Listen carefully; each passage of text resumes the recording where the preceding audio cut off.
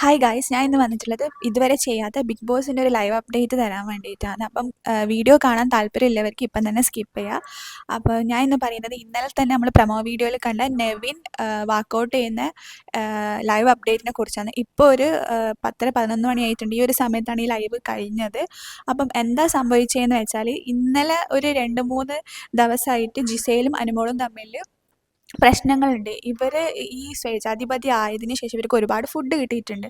അപ്പം ഇന്നലെ ജിസേലിന് പെർമിഷൻ ഇല്ലാണ്ട് നെവിൻ അനുമോൾക്കും അതുപോലെ ആദില, നൂറ, പിന്നെ ശൈത്യം ഉണ്ടായിരുന്നു തോന്നുന്നു, അവർക്ക് ഫുഡ് കൊടുത്തിട്ടുണ്ടായിരുന്നു. അപ്പം അത് ജിസേൽ കണ്ട് ജിസേൽ പെർമിഷൻ ഇല്ലാണ്ട് കൊടുത്തു എന്നും അതുമാത്രമല്ല അവർക്ക് വേണ്ടി കഷ്ടപ്പെടുന്ന ബാക്കി അവരുടെ 7 അടിമകളുണ്ട്, അവർക്കും കൂടി ഷെയർ ചെയ്യണം എന്നുള്ളൊരു ഇത് നെവിൻ്റെ അടുത്ത് പറഞ്ഞിട്ടുണ്ടായിരുന്നു. അപ്പം ഇന്ന് രാവിലെ കിച്ചണിൽ വെച്ചിട്ട് ഇന്നലെ നടന്ന സെയിം സംഭവം അവർ തുടർന്നുകൊണ്ടിരുന്ന സമയത്ത് പറഞ്ഞ് അവസാനം ജിസേൽ ഇപ്പോഴും മേക്കപ്പ് യൂസ് ചെയ്യുന്നുണ്ടെന്ന് അനുമോള് പറഞ്ഞു.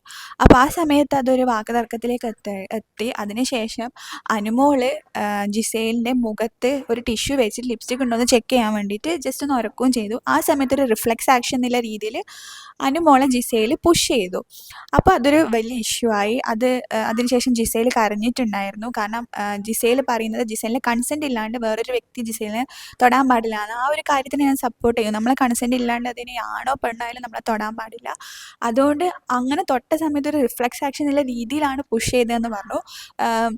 ഹൗസിലുള്ള എല്ലാ കണ്ടസ്റ്റൻസും മെജോറിറ്റി ഓഫ് ദ കണ്ടസ്റ്റൻസും ജിസേലിൻ്റെ ഭാഗത്ത് തന്നെയായിരുന്നു. ആദില, നൂറ, ഷൈത്ത, മെയിനായിട്ട് ആദില, നൂറയായിരുന്നു അനുമോളെ സപ്പോർട്ട് ചെയ്തത്. നെവിന് അത് തീരെ ഇഷ്ടപ്പെട്ടിട്ടുണ്ടായിരുന്നില്ല. കാരണം ഇന്നലെ മുതൽ അവർക്ക് കിട്ടിയ ഒരു ഗെയിം കളിച്ച് കിട്ടിയ ഒരു പ്രിവിലേജ് എന്ന് പറയുന്നത് ഈ സ്വേച്ഛാധിപതി എന്നുള്ള ഒരു സംഭവം. അപ്പം അതിവർ എന്ത് ഗെയിം ആക്കാൻ നോക്കിയാലും അനുമോൾ അതുമായിട്ട് ഒരു രീതിയിലും കോപ്പറേറ്റ് ചെയ്തില്ലായിരുന്നു. അതുകൊണ്ട് തന്നെ നെവിന് 2 ദിവസമായിട്ട് അനുമോളായിട്ട് നല്ലൊരു അടി എന്നുള്ള രീതിയിലായിരുന്നു പോയിക്കൊണ്ടുണ്ടായത്. അതിനുശേഷം ബിഗ് ബോസ് ജിസേലിനെയും അനുമോളെയും കൺഫെഷൻ റൂമിലേക്ക് വിളിച്ചിട്ടുണ്ടായിരുന്നു. കൺഫെഷൻ റൂമിൽ നിന്ന് അനുമോള് ജിസേലിൻ്റെ അടുത്ത് സോറി പറഞ്ഞെങ്കിലും ജിസേൽ ഒട്ടും റെഡി ആയിരുന്നില്ല. കാരണം ഇതിനെതിരെ ഒരു ആക്ഷൻ എടുക്കണം എന്നാണ് ജിസേൽ പറയുന്നത്, അവളുടെ കൺസെൻറ്റ് ഇല്ലാണ്ട് തൊട്ടതുകൊണ്ട്. അതുകൊണ്ട് തന്നെ ലാലേട്ടൻ വന്നതിന് ശേഷം ഒരു പണിഷ്മെൻറ്റോ അല്ലെങ്കിൽ ഇതിനൊരു എന്തെങ്കിലും ആക്ഷൻ എടുക്കുന്നതാണ് ബിഗ് ബോസ് പറഞ്ഞത്. അതിനുശേഷം രണ്ടുപേരും തിരിച്ച് ലിവിങ് റൂമിലേക്ക് വരികയാണ്.